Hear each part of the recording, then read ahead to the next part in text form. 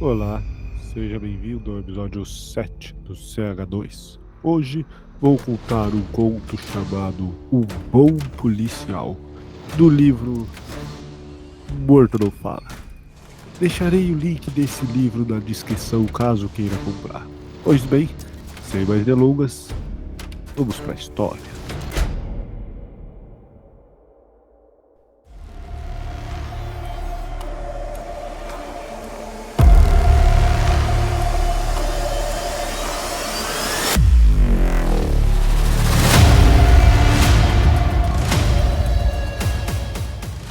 Relutante, Jailton entrou na viela sem iluminação. O coração batia tão forte que o peito até doía. Suava, as pernas tremiam. Segurava sua arma com ambas as mãos e avançava devagar. À sua frente, a escuridão era quase total. Havia saído da viatura e corrido atrás do ladrão por 3 quarteirões, até que viu entrando ali. Sabia que o bandido estava armado e imaginava um tiro partindo daquele breu em sua direção. Tudo começou quando patrulhava a Avenida Sapopemba com seu parceiro. Ao passarem por uma esquina da área do Parque Santa Madalena, os dois viram o assaltante que apontava o cano para o motorista de Honda Civic. Ao notar a viatura da PM, o bandido saiu correndo. Os dois soldados desceram do carro, enquanto Rocha, o seu colega, ia até a janela do Honda. Jailton partiu atrás do bala. Depois de 2 semanas percorrendo as ruas daquela área da Zona Leste sem muita informação, o PM encara sua primeira prova real. Até então só havia disparado no recente treinamento. Evangélico, a última coisa que queria era matar alguém. Mas desempregado, tendo que alimentar os 2 filhos pequenos, viu-se obrigado a prestar o concurso. Agora estava lá, no meio de uma viela escura, prestes a matar ou a morrer. A cada passo que dava, imaginava o bala saltando da escuridão e disparando. Estava desesperado. Quase no fim da viela, onde o breu era ainda mais intenso, ouviu passos. De repente, notou que um vulto avançava rápido em sua direção. Tentou gritar algo como parado, mas a voz não saiu. Então atirou. 1, 2, 3 vezes. Escutou o trombo do corpo. Esgotado, o soldado sentou-se no chão. O suor encharcava sua farda. Viu as luzes do giroflex da entrada da viela. Era a Rocha que o procurava. Levantou-se e caminhou até a viatura. Onde você estava? Acho que matei ele. Matei o bala. Onde? Aqui nessa viela. Vamos lá dar uma olhada. Rocha pegou uma lanterna e desceu do Vectra. Jailton abriu a porta e sentou no banco de passageiro. Não quis acompanhar o colega. Mas seu descanso durou muito pouco. Puta que pariu, vem aqui! Jailton estremeceu. Saiu da viatura e foi até o parceiro que iluminava o corpo de um rapaz negro. A camisa branca estava manchada de sangue. Ao lado, cadernos e material escolar. Você não matou, Bala. Matou um moleque, porra, disse Rocha. O soldado não conseguia acreditar que fez aquilo. Ajoelhou-se ao lado do corpo e começou a chorar. Nem percebeu Rocha indo até a viatura, de onde voltou usando luvas brancas de látex e segurando a sua arma na mão. Dá licença e para de chorar, caralho. Trêmulo, Jailton levantou-se e segurou a lanterna do parceiro que lhe estendia. Ficou alguns passos distante do corpo, iluminando a cena. Rocha agachou-se ao lado do moleque, demonstrando experiência. Ele encaixou o indicador direito do garoto do gatilho da arma e fez a arma disparar 4 vezes em direção à estrada da viela, onde estava a viatura. Um dos tiros atingiu a porta do passageiro. Em seguida, virou para Jailton e falou em voz baixa: Calma, esse moleque é o bala. Atirou em você e você revidou. Antes que Jailton respondesse qualquer coisa, Rocha recolheu o material e tirou a carteira e o celular dos bolsos do rapaz. Levou tudo para o Vectra, inclusive a arma, que agora tinha as digitais do morto. Quando voltou, disse: Agora me ajuda. Temos que levar ele para o hospital. Jailton não entendia nada. O colega apanhou os pés do defunto. Vai, caralho, me ajuda, porra. Vamos levar ele pro hospital. Sem pensar, o soldado segurou o corpo pelos ombros. Quando eles saíram da viela, as luzes do giroflex começaram a iluminar o rosto do moleque. De sua boca e nariz escorria sangue, e seus olhos abertos estavam fixos em Jailton. A vítima encarava o assassino. O garoto foi então colocado no banco de trás da viatura. Rocha pegou o volante. Enquanto eles partiram, Jailton, quieto, olhava pela janela. As ruas estavam vazias, tranquilas. Ele havia acabado de dar 3 tiros em um estudante e ninguém sequer abriu a janela para ver o que tinha acontecido. Demorou um pouco para chegarem no pronto-socorro. Eles podiam ter ido a outros 2 hospitais mais próximos, mas Rocha preferiu o mais distante. Jailton não quis perguntar o porquê. Quando chegaram, os enfermeiros vieram e levaram o defunto. Rocha cuidou de tudo. Jailton nem desceu da viatura. Quando o colega voltou depois de mais de 1 hora, explicou. Deu sorte, o chefe de equipe que está de plantão hoje é meu chegado. No relatório vai constar que o moleque deu entrada vivo. De lá eles foram para a delegacia. No caminho, Rocha voltou a dizer: Não esquece, ele ou bala atirou primeiro e você revidou. E a testemunha? Perguntou Jailton. Que testemunha? Não tem testemunha. A vítima do assalto. O cara do Honda Civic. Rocha tirou do bolso algumas petecas de cocaína e mostrou ao parceiro. Ele tava com isso aqui. Tava vindo da boca do Elba. Não vai querer se envolver. O cara tava com drogas e você liberou ele. Olha aqui, meu irmão. Você tem muito que aprender ainda. Fica na sua e para de fazer perguntinha besta. Jailton não falou mais nada. Antes de irem para o DP, ainda passaram na companhia da PM. Lá, Rocha deixou o material, a carteira e o celular do estudante. Depois, os dois seguiram para o destino. O registro da ocorrência durou até o dia amanhecer. Resistência seguida de morte era o título do BO. O meliante, sem documentos, foi arrolado como desconhecido. A arma foi mandada para o Instituto de Criminalística. A porta da viatura, com a marca de tiro, foi periciada.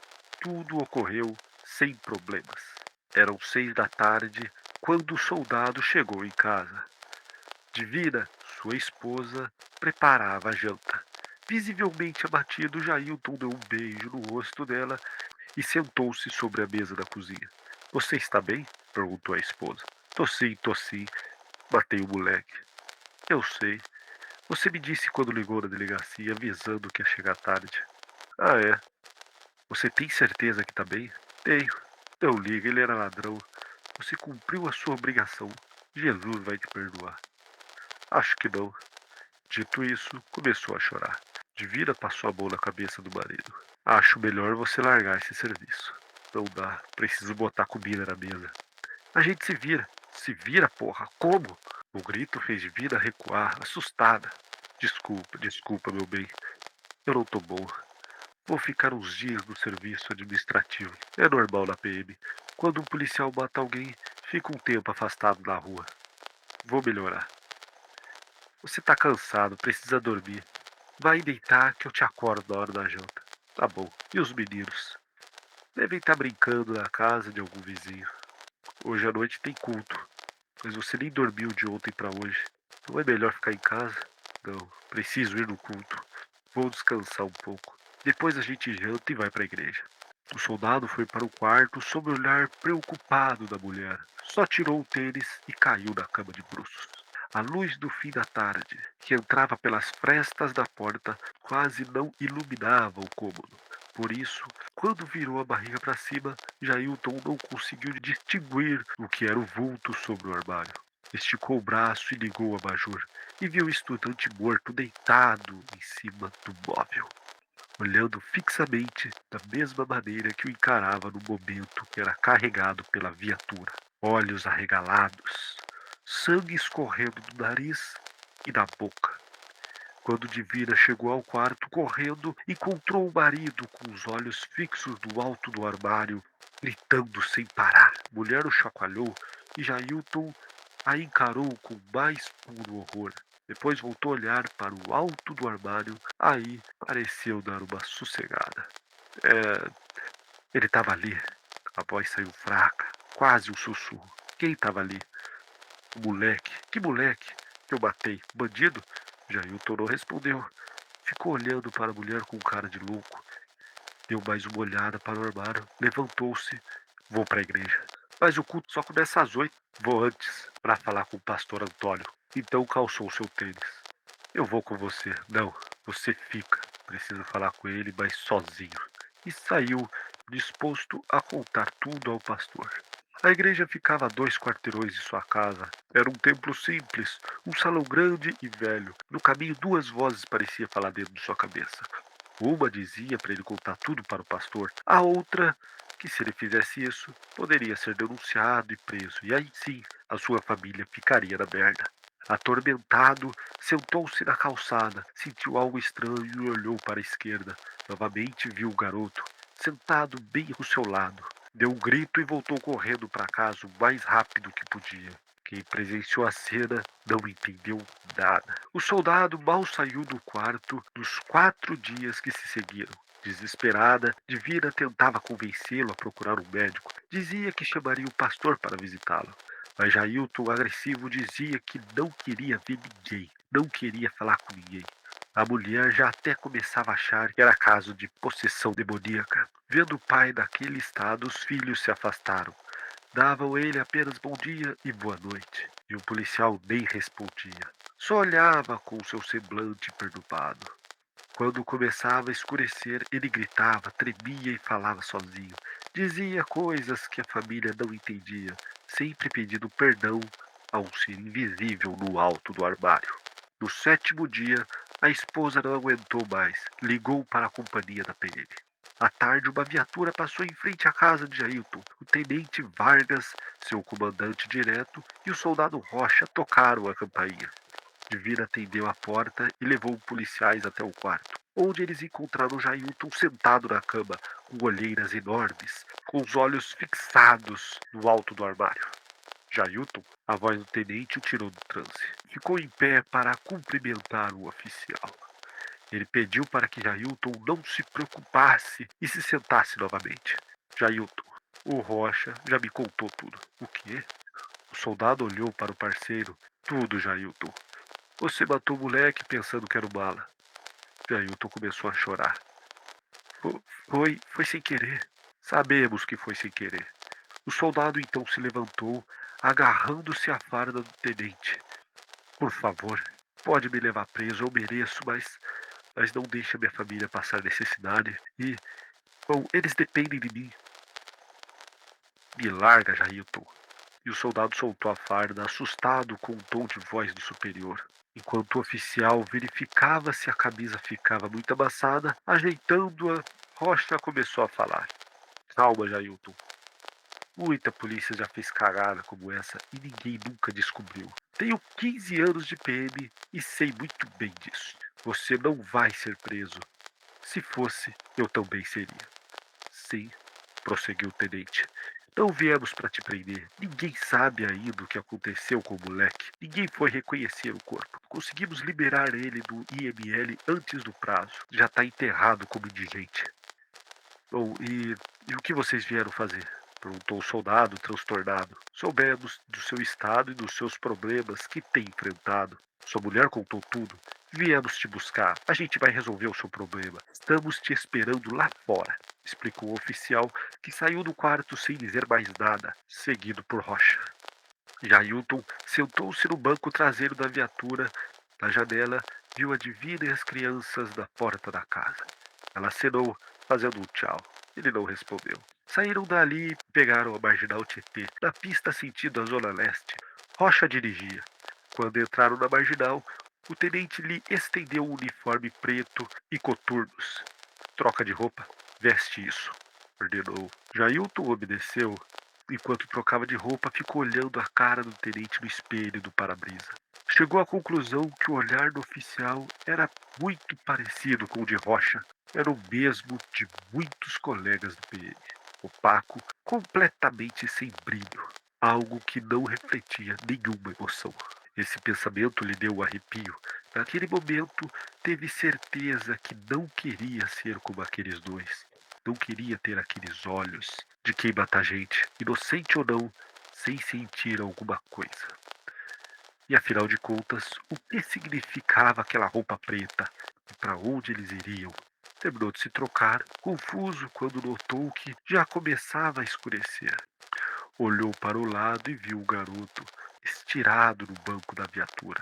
Como sempre, sangrava e mantinha os olhos arregalados. A respiração de Jailton ficou ofegante. Ele começou a tremer e a entrar em pânico. Tá vendo o neguinho, Jailton? Era o tenente que falava. Com parte do corpo voltada para trás, ele agora observava o soldado.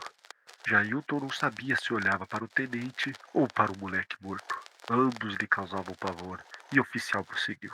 Quando gente fraca como você, Jailton, entra na PM, acontece isso. Depois que mata pela primeira vez, fica vendo fantasma. Hoje vamos te ensinar a ser forte. Esse tipo de coisa não vai mais te assustar. Calmamente, Vargas voltou o olhar para a frente. Jailton continuava travado, sem conseguir sequer falar. O garoto começava a se mexer. Lentamente se levantava e se aproximava do PM. Quando seu rosto ensanguentado estava a apenas alguns centímetros, o soldado se recolheu, tapou os olhos com as mãos e curvou seu corpo chorando. Jailton permaneceu desse jeito, sentindo a presença da vítima do seu lado até o fim da viagem.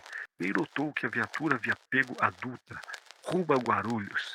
Só tirou a cara do meio dos olhos quando foi chacoalhado pelo tenente com o carro já parado. O garoto havia subido. Sai daí, Jailton, disse o oficial. O soldado desceu da viatura, então viu que estava em uma estrada de terra. Já havia escurecido, devia ser umas 7 e pouco da noite. Perto deles havia uma Blazer preta parada, de faróis acesos, sem placa e de vidros com isofilme. Da Blaze desceu mais um homem vestido de preto. Venha cá, Jailton, disse o tenente. O soldado acompanhou o superior até o sujeito.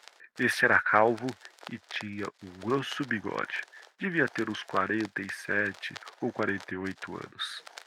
O tenente bateu continência para ele e depois apertou-lhe a mão. Capitão, esse é o homem quem falei, soldado Jailton. Matou o moleque e está vendo fantasma. Positivo, disse o capitão, olhando para Jailton como se o examinasse. O soldado tremia sem parar. Morria de medo. O capitão prosseguiu. Não precisa ter medo, meu filho. A gente vai resolver o seu problema. E dirigindo-se a Vargas, pode ir, tenente. A gente cuida dele direitinho.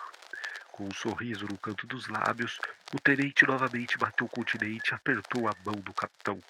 Depois foi para a viatura, onde Rocha o aguardava. Venha cá, meu filho. Jailton seguiu o capitão até a Blazer preta. Quando a porta traseira se abriu, o soldado viu mais homens de preto, todos usando toucas que só deixam os olhos à mostras, conhecida no meio policial como toucas ninja.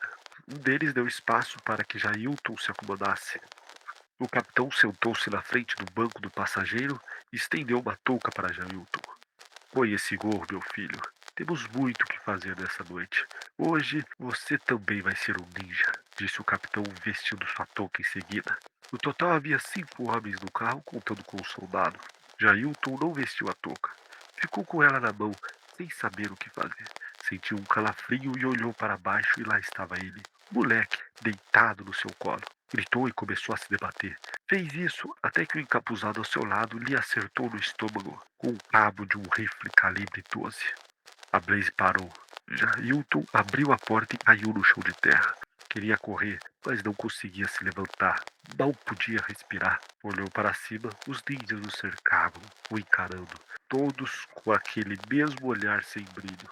O moleque estava agachado entre eles e também o encarava. A vista de Jailton escureceu.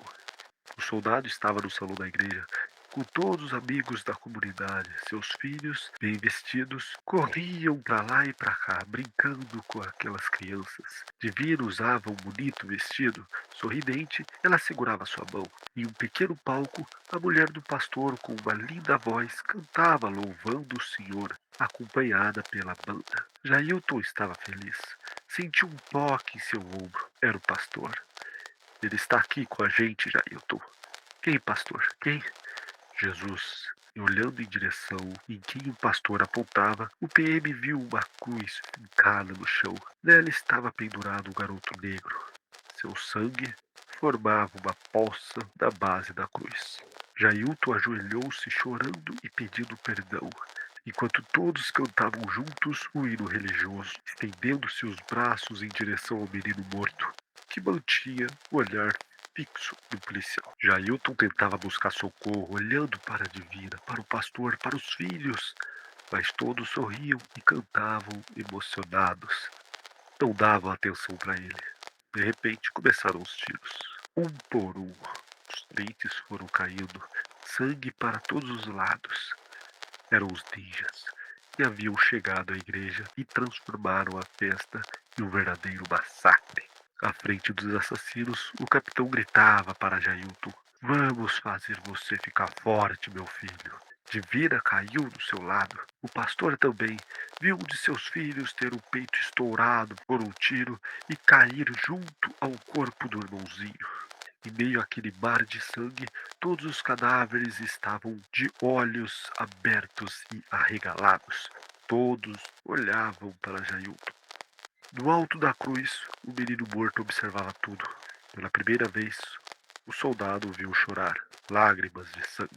Jailton acordou gritando e levando tapas na cara. Ainda estava deitado na estrada de terra. "Levanta, soldado!" gritou o capitão. Trêmulo, o PM se levantou. Sua garganta foi então agarrada pelo comandante dos ninjas, que com violência o encostou na lateral da Blaze. "Você tá com medo, não tá? Medo de fantasma, não tá?" Não conseguia respirar. Jailton fez sim com a cabeça. O capitão apertou sua garganta com mais força, sacou uma pistola e enfiou um cano na boca do soldado. "Agora escuta bem. Um bom policial não tem medo de bandido. Do mesmo jeito que eu não tenho medo de fantasma. Um bom policial convive com seus fantasmas. Um bom policial não tem medo de nada." "Entendeu?" Jailton não respondeu. Estava petrificado. Sentiu o aço frio da arma arranhando o céu da sua boca. "Entendeu? Eu vou ter que estourar os seus miolos, seu filho da puta, e depois matar a sua mulher e seus filhos?" Finalmente o soldado fez sim com a cabeça. "Agora me escuta com atenção. Se você fizer outro escândalo por causa desse fantasma, a gente te mata. Você vai fazer só o que eu mandar. Senão, você morre, entendeu?" Novamente o policial fez sinal afirmativo. O capitão tirou a arma de sua boca. "Agora veste seu gorro." Escorado na viatura, Jailton obedeceu. Todos voltaram para dentro da Blazer, que tornou a seguir pela estrada de terra e entrou em um bairro pobre na periferia de Guarulhos. Logo que eles chegaram no bairro, Jailton voltou a ver o garoto deitado em seu colo, mas dessa vez foi diferente. Sentiu arrepio e ficou inquieto. Só que ele não sentiu o mesmo medo de antes. Este perdeu a intensidade. Então percebeu os olhos ameaçadores do capitão, que observava do banco da frente, como se vigiasse. Aí sim sentiu medo. Comparado ao chefe dos ninjas, o fantasma não era nada assustador. A Blaze freou bruscamente em frente ao boteco lotado. Todos os ninjas desceram, alguns empunhando espingardas, outros submetralhadoras. Jailton foi empurrado para fora do carro. O fantasma o seguia, não saía mais de perto dele. Os frequentadores do bar ficaram petrificados com a chegada da gangue. Devia haver umas 30 pessoas no local, todo tipo de gente, velhos, mulheres, jovens e até crianças. Eram umas 8 e pouca da noite. 3 encapuzados posicionaram-se na porta do estabelecimento, apontando as armas para todo mundo. O quarto ninja se aproximou de Jailton e lhe deu uma submetralhadora. Era o capitão. Em seguida, ele fez um sinal com a cabeça, ordenando que o soldado o seguisse. Devagar, os dois passaram pelos outros ninjas e entraram no bar. O silêncio era total.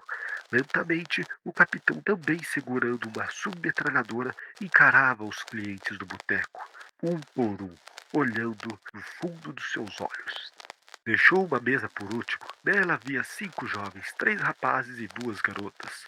O mais velho tinha no máximo 18 anos. "Vocês ficam, o resto vai embora." O grito do capitão foi tão alto e ameaçador que Jailton teve a impressão de sentir o chão tremer. A maioria se levantou rapidamente das mesas e saiu fora. Alguns demoraram um pouco mais para deixar o local, talvez porque não conseguisse se mexer de tanto pavor. "Anda, vai!" gritava o comandante ninja. Enfim, restaram só 5 jovens. Todos eles choravam. Jailton olhou para o garoto fantasma que continuava ao seu lado, encarando-o. O soldado não desviou o olhar. Em seu desespero, tentava buscar nos olhos da vítima alguma saída para aquela situação. Sabia que os garotos morreriam e tudo que ele queria era evitar que isso acontecesse. Por mais alguns segundos, ficou em transe, até ser acordado pela voz do capitão, que apontava a submetralhadora para o grupo, mandava que os 5 se levantassem. Uma das meninas atirou-se aos pés do capitão desesperada. Eu não fiz nada, não fiz nada, por favor, me deixe embora. Por uma fração de segundo, o capitão olhou para a jovem. Em seguida, deu-lhe um chute no estômago, ergueu a menina pelos cabelos e atirou em cima de seus amigos. Estou mandando vocês saírem agora. Devagar, o grupo levantou e começou a sair do mar, caminhando para a morte. Os demais ninjas aguardavam do lado de fora, com o camburão aberto. Apesar de não ter giroflex e a pintura dos carros da PM, a Blaze era uma viatura. Quando todos já estavam recolhidos e um dos encapuzados ia fechar o compartimento traseiro do carro, duas senhoras chegaram correndo. Pelo visual, ambas eram evangélicas. Usavam saias até o calcanhar, cabelos bem compridos e nenhuma maquiagem. Choravam com desespero. Dois ninjas entraram na frente delas para impedir que chegassem mais perto. Um dos moleques gritou de dentro do camburão: Mãe, vai embora! Mas as mulheres insistiram: meu filho! Quanto mais elas tentavam empurrar os encapuzados, mais eles usavam violência. Derrubaram as senhoras no chão. Jailton não aguentou e começou a chorar, ainda trocando olhares com o fantasma de sua vítima. Enquanto as mulheres faziam escândalo, o capitão olhava a cena em silêncio, até que caminhou em direção a elas, ordenando que os ninjas parassem de maltratá-las. Prontou com uma voz calma: Vocês querem seus filhos? Sem conseguir falar tanto que soluçavam, elas confirmaram balançando a cabeça. Então vocês vão ficar com eles. Dizendo isso, o líder ninja agarrou pelos cabelos. Um dos encapuzados fez o mesmo com a outra. As duas senhoras evangélicas foram arrastadas também e atiradas para dentro do camburão, e a porta foi fechada. A gangue entrou no carro, sempre acompanhado pelo fantasma. Jailton obedeceu quando o capitão mandou que ele entrasse também. Cantando os pneus, a Blaze deixou o bairro e voltou para a estrada de terra. Rodou por quase uma hora, parou em um local de mata fechada. Os ninjas desembarcaram com as lanternas nas mãos, abriram o camburão e arrancaram todos de dentro. Tirem toda a roupa, gritou o capitão. As vítimas só obedeceram após algumas coronhadas e chutes de coturnos. Tremendo, despiram-se, jogando as roupas no chão. Enquanto isso, as cuecas e as calcinhas estavam manchadas de merda. Com todos completamente nus, o capitão iluminou a estrada de uma trilha com a lanterna. 3 ninjas começaram a entrar no matagal. O capitão ordenou às vítimas: sigam eles. Àquela altura, os jovens e as senhoras não tentavam mais resistir. Sabiam de que nada poderiam fazer. Jailton ficou na estrada com o capitão e o garoto fantasma. O chefe da gangue, então, o arrancou a submetralhadora de suas mãos e lhe entregou uma pistola. Não precisa gastar bala de metralhadora com esses lixos.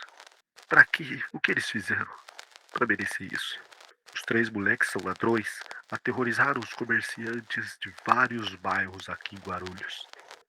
E a mãe deles e as meninas? Se as mães tivessem criado direito, não virariam bandidos. E se as meninas andam com eles, é porque também são lixos e merecem punição. Agora, vamos lá, meu filho. Essa noite você vai aprender a ser um bom policial. Jailton tornou a olhar para o fantasma e viu que ele começará a chorar.